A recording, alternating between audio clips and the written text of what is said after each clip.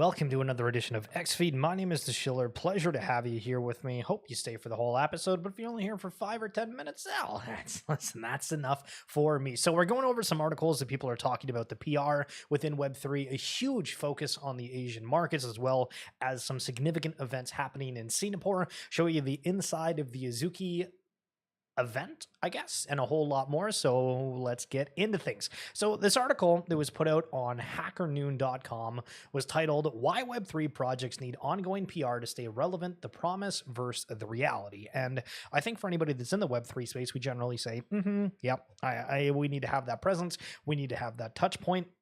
You'll have certain content creators that are out there posting every single day, some doing it often and you see them all over your timeline, some not so often, you see them occasionally. But do you have any kind of a difference between your thought towards the people that you do see every day versus the ones that you don't see every day? Now take that, extrapolate it, and put it towards these different collections that we look at and say, oh my God, they have so much funding, or such big teams, or in some cases, such small teams. What are they doing? And it's, it's this big judgmental zone, which isn't necessarily a bad thing by any means, but it is interesting to reflect on. So I'm not going to go through all these different pieces, but I do fundamentally agree that Web3 generally has to always be present to have any sort of a relative shot at gaining attention, because this stuff is all just about attention. So Flappy Bird is coming to Web3, but it's going to be done through the Telegram ecosystem, and I don't really know if I have anything that fascinating to say regarding this topic other than the aspect of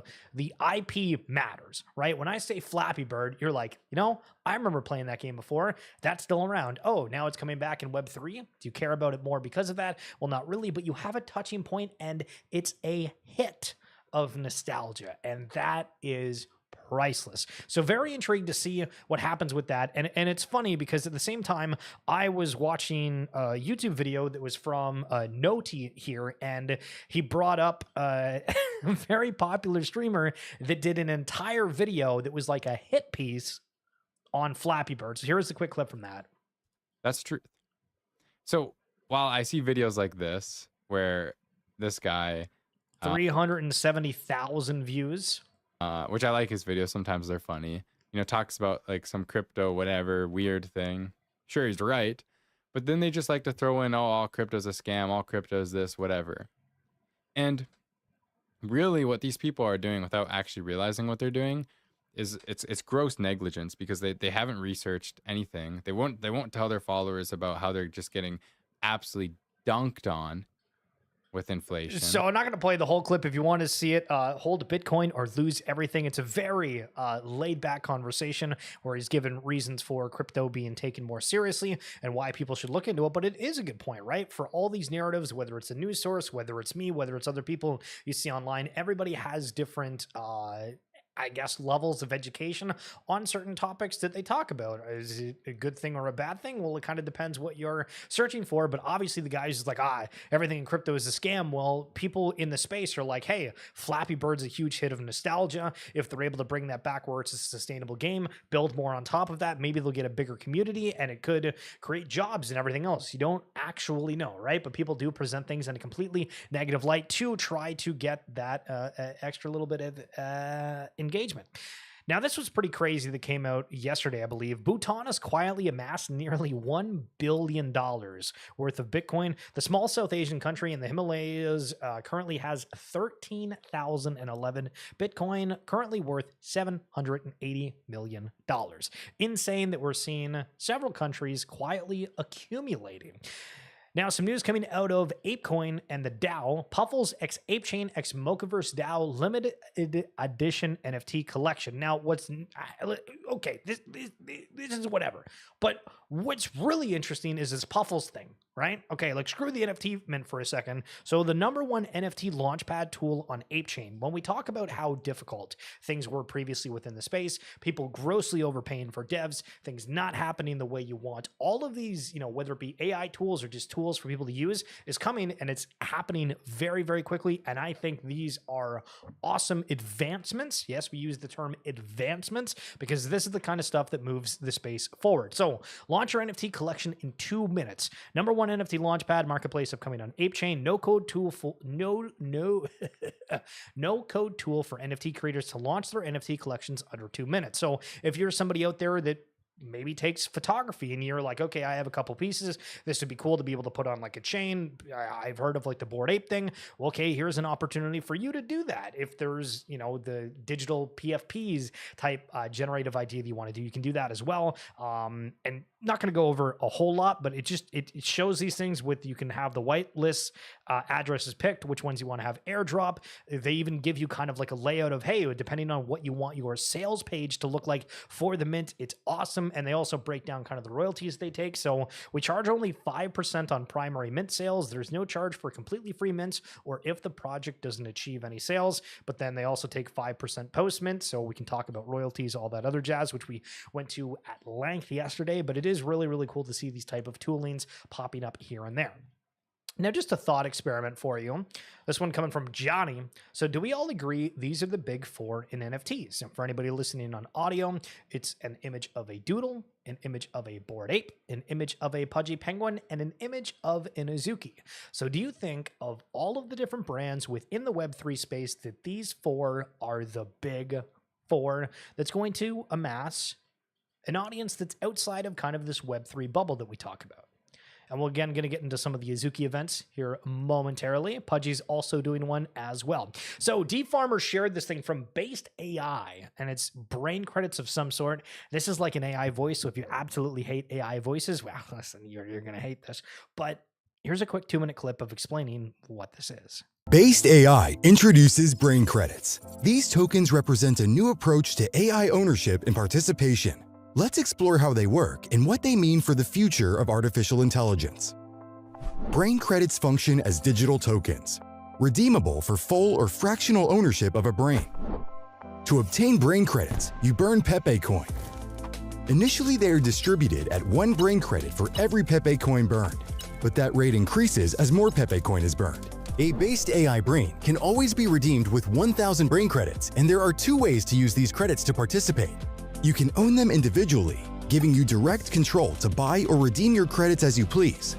Or you can pool your credits with others, contributing to shared ownership of a brain. Pooling works by combining brain credits from multiple users. As credits accumulate in the pool, the counter rises. Once it reaches 1,000, a new brain is created. This brain is then shared among all contributors, proportional to their credit input. When a brain operates, it generates base. In the case of a shared brain, base is distributed to brain credit holders in proportion to their contribution. The more brain credits you put in, the larger your share of the based emissions, creating a direct link between participation and rewards. Let's look at a specific example of the earning potential of brains. If you hold 10 brain credits, that's equivalent to 1% ownership of a brain. Over the course of a year, this 1% share roughly generates around 130 base tokens. Results may vary given network usage.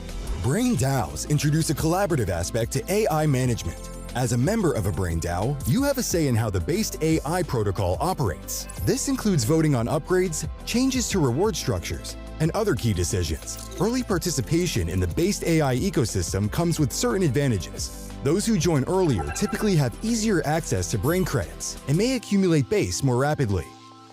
This creates an evolving landscape of opportunities within the AI ownership space. Learn more at getbase.ai.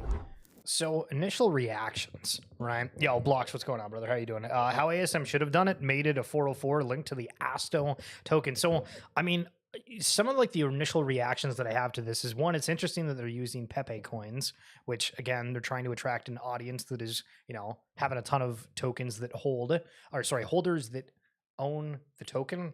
Yeah. And so they have an audience versus that way. They're talking about the AI aspect, which again, not that it's a buzzword per se, but when you try to explain to anybody Web3 right now, how does that go, right? Like it probably is kind of weird where you're like, hey, there's this new way to get like more connected, and it's kind of like an odd conversation to say the least. But you say, oh, this is AI. Listen, you use ChatGPT, right? And they're like, oh yeah. You're like, okay, well this is good. They're like, oh, okay, dude, I get it, right? And the other thing is that we have the assumption of like the growth from this from the user perspective, right? So maybe Blocks is a participant that's in this ecosystem. I'm one, a couple of you others, and whoever else. And we're like, okay, like eventually over time, there's going to be more users. But what if it didn't rely on people whatsoever, and this notion of AI agents really happens a lot more, where you have that brain that has like that token yield, but then you have these AI agents that are also doing it in 105 other platforms where you don't even need to be present for. Like it seems absolutely crazy to think about, but that's one of the reasons that I titled the stream the way that I did, because we're living through this technology revolution that I mean, you might be a genius, but like for myself, I'm like, what is going on? What are we supposed to do? We only know things from like the user standpoint. We don't know to the feats that we can get at. And it's fun to speculate and really cool, but that is for BasedAI, if anybody's wanting to look a little bit more into that, and hope you enjoyed it. Okay, so this is a clip from Paul Barron that he was sharing regarding Meta. Yes, the one and only formerly Facebook. Breaking, Meta confirms interoperability with Web3 games, and it's coming to the AR, VR devices. Spicy. What do we got? The third piece is continuity, probably the most relevant one for many of you here. You will have digital goods in your virtual spaces, and that you can take your virtual assets from one world to another, from one space to another, from a metaverse space to a meta space to a Roblox platform to a Decentraland. The third piece is continuity, probably the most. So it's interesting that they mentioned Decentraland specifically in there, because I mean, not to do research here on the fly, but why is everybody still having the conversations around Decentraland? Why do people still bring it up even though you and I don't play it? Well, it does sit at a $527 million market cap, but also they just said, hey, for Meta, you're going to be able to use these in some of these other worlds. Now, does Decentraland get a makeover at some point? And it really kind of shakes up the whole landscape where it makes it more interesting? Potentially. But either way, notions, the adoption across mainstream, oh, baby. Things are getting spicy. All right, here's a little bit of spice if you haven't seen it. So the SEC government is suing the Flyfish Club. This was an NFT that was launched by Gary V. Flyfish Club, a dining club, sold NFTs as the exclusive way to access a yet-to-be-built restaurant and bar. Now, from my remembering, and it's kind of shoddy, is during the craze, Gary V was like a part of an unbelievably large amount of different NFTs, unbelievably large amount. And one of the ideas was that, within New York, while there's all these restaurants and fancy things, and sometimes for a really quality restaurant, you need to have a reservation or know somebody, or you need to reserve like way ahead of time to be able to get into these spaces.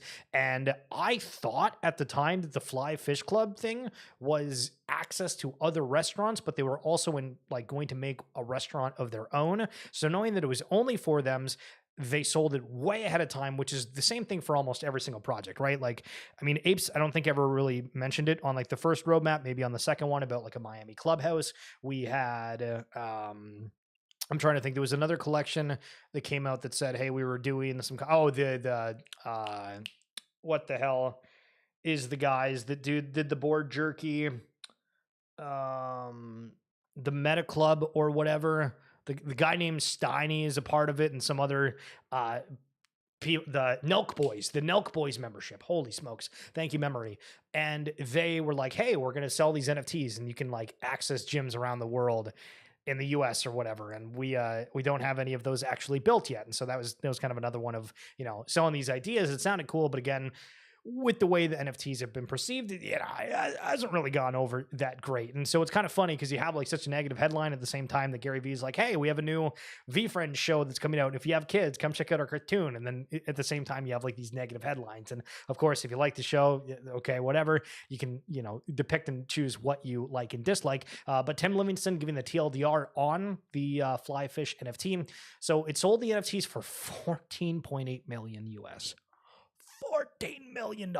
Jeez. Without following proper legal rules, they broke the law because they didn't register the NFTs, which is required for selling something like stocks. They must destroy all the NFTs they still own, inform the public about the legal issue, remove all trading links from their website and social media, and stop making money from the sale of these NFTs, and help the government give refunds to people who bought the NFTs. Now, there was another thing that I don't think I have within this, but apparently they've already accepted a $750,000 fine for it, which, I mean, I guess is what it is, but pretty wild to see that happening. And I've also seen some other conversations around it where some of the SEC officials also said they didn't like the ruling of this. And apparently that restaurant, funny enough, is supposed to actually be opening sometime in the next few weeks. So kind of awkward timing for that. So in Signapore, a lot of events going on. If you haven't seen, there is a Pixelmon car. Back when there was the NFT NYC events, Flo was around wrapping all the cars, giving free rides to people if you had a pass to the event, but it looks like that's happening again here in Signapore.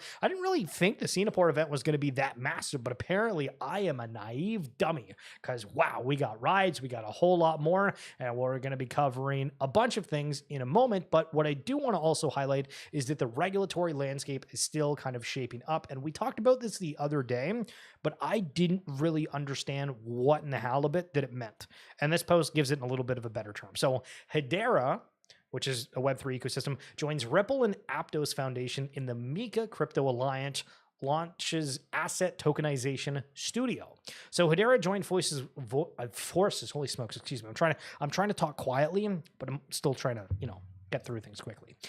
Forces with Ripple and Aptos Labs as founding members of the Mika Crypto Alliance, aimed at managing the EU's evolving regulatory landscape. The Mika Alliance was formed by the DLT Science Foundation, which focuses on promoting blockchain adoption across industries. Specifically, the alliance will help crypto firms meet new EU regulations, particularly those pertaining to crypto asset service providers.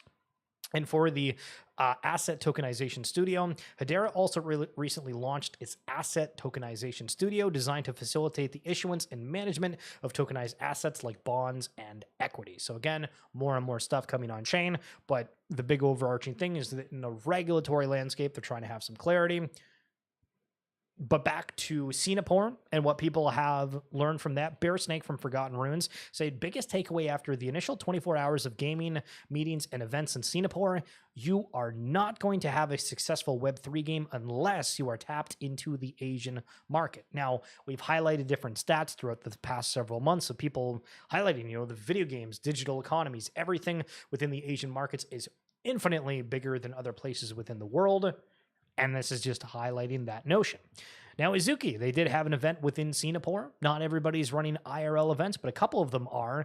And I saw this post from Panda, which him and his girlfriend was there. And this looks like the entranceway for Izuki. And I can only imagine going out there. And I mean, is this kind of setup already there and they just happen to find the perfect spot? Did they have to go out and make these pillars to have kind of that vibe? Super interesting to think about. This is what the inside of that event looked like. They have a huge bell there, really cool ceiling, the effects, they got goodie bags, all that jazz. I think it's really, really neat to see. And Pudgy Penguin's also holding an event. So this is just a quick video that I saw on my timeline highlighting that they have like a games arcade booth and then some other things where people are able to just hang out and share their love for penguins. Now, if you missed it today, we did have a phenomenal space a little bit earlier. If you're not familiar with casks at all, again, it might be more of kind of a Europe thing, and this is what we dive into this. General thoughts on real world assets, a whole lot more. Me, Tyler, Matt, and Rob from Metacask, we're doing this one. Would love for you guys to check that out. Have retweeted the space on my page a little bit earlier, so if you want to have some more insights, we'd love for you to go check that out. Now, Valeria Games beta overview. So this is just kind of a quick video that I'm going to highlight because we're continually seeing more and more games launch. And I just want you to think, from seeing this gameplay, is it something that you would go out there and play? And I've been asking myself this a little bit over the past because obviously we're in the Web3 space. We're covering crypto, the games, the happenings, the brands and IPs that are coming into the space. But how often do we actually say, okay, I'm going to grab my wallet, I'm going to take out the credit card and buy this, or use crypto as payment, right? Some places are offering that as well. And I think to myself, and I'm like, okay, there's again, I mentioned this yesterday, but a few games that I play, but I don't really ever go out there being like, hey, I'm going to go play this game because I saw a streamer play it. I think Elden Ring, that DLC, was probably one of the closest to it. Kai Cenat and a whole bunch of other people, it just felt like everybody was playing that game, and I was watching it, and it looked really, really interesting.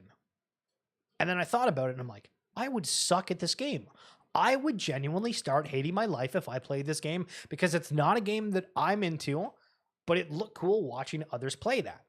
And it's kind of on the flip side for the Web3 space, because we have these, game assets that are sold before we even get a game in most cases. And you don't even have that reference point. You're just like, okay, I hope I hope this works out. But we're seeing more and more games that are coming out that are having specific mints. I know that Cambria had one today, and they have a game that people can see, a lot of content around it, and that's doing really well. Raven Quest just did their land sale as well, which we've highlighted. But for all these different games, what is it going to make you say, hey, I'm going to go out and actually play one of these games? Now, from the Board Brewing Company, this is kind of just a cool story, because these guys went out and they talked to a couple different apes, and they basically put Bored Ape IP on a beer can and started a business. And then for that bathing ape, the BAPE X BAYC collab, they actually got to do like an official beer for BAPE. And again, these are kind of like expensive, to be fair, but I think it's really, really cool that something was blossomed out of just the idea with Web3 IP, and I think we're going to see it a lot more. So if you're seeing this and you're like, all right, chill, like I don't really care about BOIC, IP, whatever, well, think about the collections that you do care about, and think about how this company now could take whatever collection that you have, now brand it out, and then, hey, is that going to get adoption within your community? Are you going to suddenly like it more if it's covering your sort of thing? Because that's really what this is all about. We're seeing more of this interoperability aspect, but it's just being open to the Web3 rails that a lot of traditional companies aren't really that keen on as of yet. So Xcopy, we've highlighted a fair bit about how the art's just been going crazy. New offer of 280 ETH on this null piece. Guess this is on super rare from Xcopy. And again, might hurt your eyes a little bit, but crazy the amount of bids Xcopy is getting. 280 ETH. And finally, we have the one of one Rubik's Cube Doodles. This guy is he's touching the one of one. How insane is this? But there was a really good post that I saw somebody made that was referencing how this is open for everybody. It's not exclusive if you're a Doodles holder. It's anybody that buys this mint. And so back to one of my original things, I think it's awesome. What Doodles is doing is really, really cool. But one of my biggest problems with it was back when they had that, why am I forgetting? The Dutch auction for the Doodles wearable boxes. And I was like, okay, this feels kind of like strange. Not that great. Open to the public, and they're just trying to sell as many as they can with it. And it feels almost the same way with this, because it's not holder exclusive. It's open for anybody that mints. And so wouldn't you think, hey, a one of one Rubik's Cube, that's never going to happen again. That's like with Doodles, but a Doodles holder isn't exclusively able to get it. And so I think that's kind of tough. But I'm curious to see how the space evolves over time, if more of those opportunities arise. If that doesn't happen, I got no idea. But that's going to be it for this edition of XFeed. Mr. Blocks, thank you so much for tuning in. Appreciate when you do. And Cosmin, I saw you like the tweet, so I don't know if you just like the tweet or watch, but if you are watching, my man, appreciate you, and everybody else tuning in afterwards.